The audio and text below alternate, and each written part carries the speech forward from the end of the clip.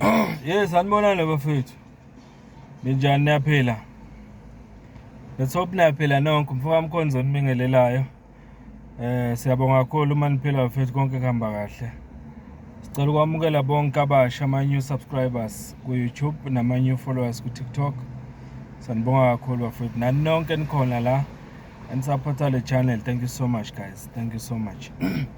Siyaphuthuma. Ngithi ake ngikhulume ngalo daba lolu lokuthi uPresident Ramaphosa usanda ku decide ngokusho kwakhe ukudecide ukuthi after ethole interim noma lo mbiko wesikhashana wemadlanga commission wayese decide ukuthi akube nethimba elispecial elizosungulwa uMinister wamaphoyisa osabambile manje uKhatshaliya ebambisene noMasimula uthi abahlangane benze i-task team ezo phenya lamaphoyisa nabanye abakhishwe ezilist lapha na uRamaphosa ukuthi baphenyisiswe kabanzi ngenjongo ukuthi ba prosecute and stuff. Ngifuna ukukhuluma kancane ngalo. Niyakhumbula ukuthi iningi lethu laligxeka kwakhona ukuthi kube nemadlanga commission kwasekuqaleni ngoba sasikholelwa ukuthi imadlanga commission le angeke zisize ngalutho izwe. Niyakhumbula saba baningi nje impela sakhala ngale madlanga commission saze sathi uma ukuthi kunophenyo kufanele liphenywe eyintweni ezakhulunywa ubaba uMkhwanazi General Mkhwanazi kungenziwa na iParliament kungenziwa o-SIU nabanye and stuff not ukuthi kuze kube ne-commission especial efana nemadlanga commission because izodla imali ezinkulu. Siyazi ukuthi ama-commission agcina adla imali ezinkulu kodwa egcineni angalisizi ngalutho izwe. So ke naye ke imadlanga commission ikhiphe umbiko wesikhashana loya okuthi thina sifihlelwe wabona uRamaphosa yethu sethatha isinqumo kuRamaphosa ngawo lo mbiko esingawazi wathi akuphinde kuphenywe more.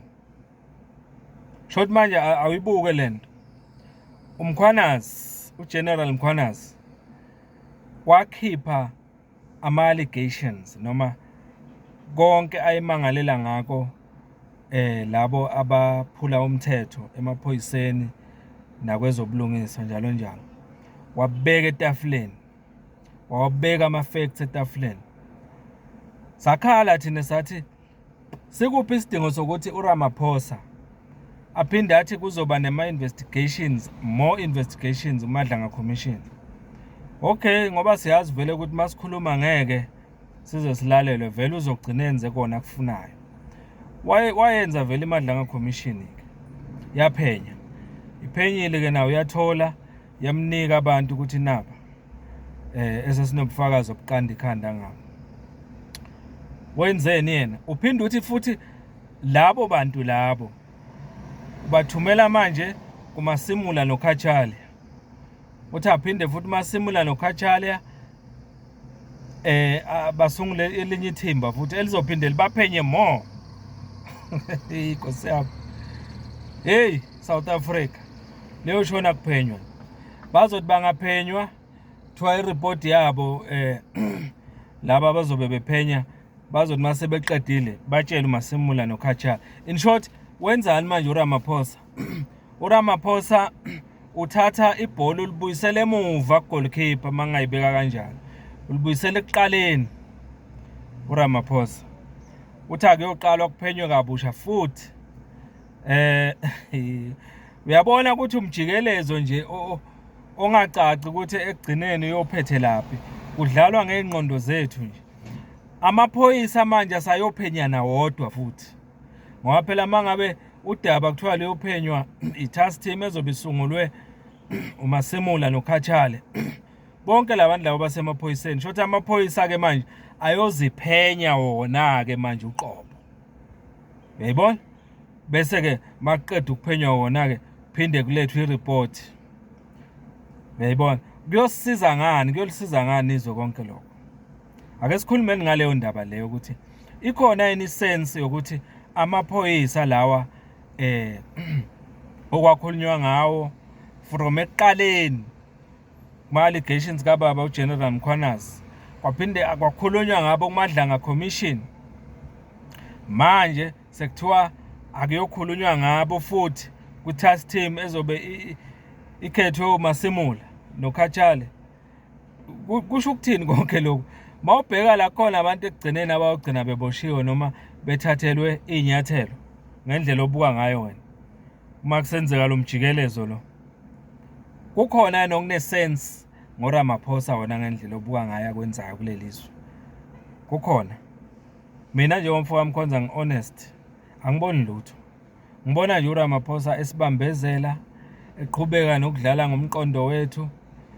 Onke ama-facts abekwa kwasekuqaleni ubaba uMkhwanazi uGeneral. Kodwa manje sekuyophenywa okwesithathu.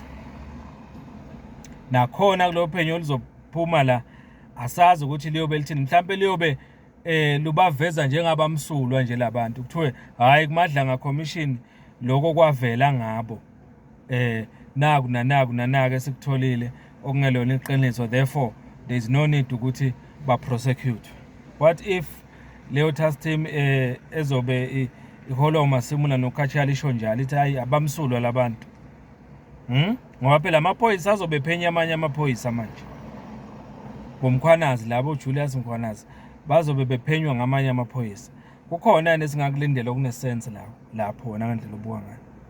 Ake siphawule ngaloko nje bafethu, akukho okuningi. Umfoka Mkhonza lo, ngiyacela siye kuma comments silixoxe lo daba. Uma ungaka subscribe ngiyacela usubscribe siye phambili support le channel. Ngiyanibonga, niphile bafethu.